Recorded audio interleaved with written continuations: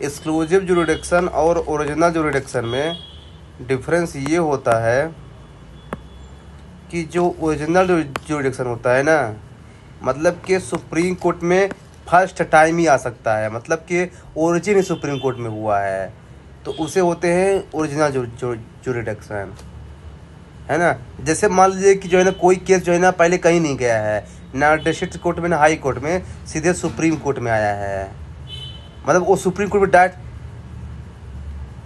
बहुत सारे केस है, जैसे यही वाला सेंटर स्टेट के बीच बीच डिस्प्यूट है, तो नहीं तो ओरिजिनल ही बता रहा हूँ ना मैं कि ओरिजिनल जुरिडिक्शन वो है ना जहाँ पे जो है ना कि जो है ना कि पहली बार आया है, पहली बार फॉर द फर्स्ट टाइम जो है ना उस कोर्ट में ओरिजिन हुआ है, इसके पहले वो किसी कोर्ट में नहीं गया है, तो उसे बोलते हैं ओरिजिनल जुरिडिक्शन, ठीक ना। लेकिन जो एक्सक्लूसिव होता है ना, एक्सक्लूसिव मतलब कि केवल वही कोर्ट ही उसको सुन सकता है, इसके अलावा दूसरा कोर्ट कोई नहीं सुन सकता है।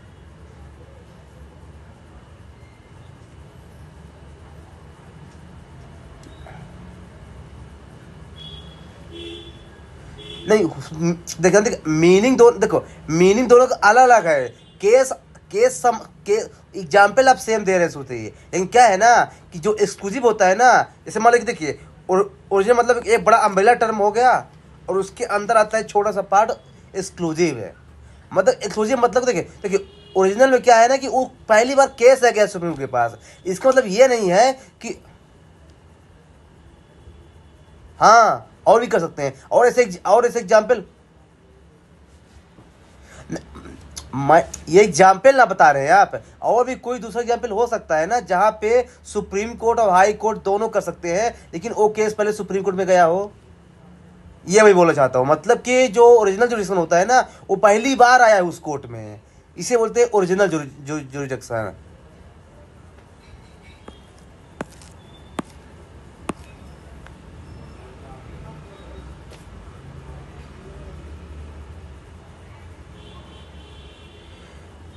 नहीं सोचिए ये गलत है, इसको आप सही कीजिए।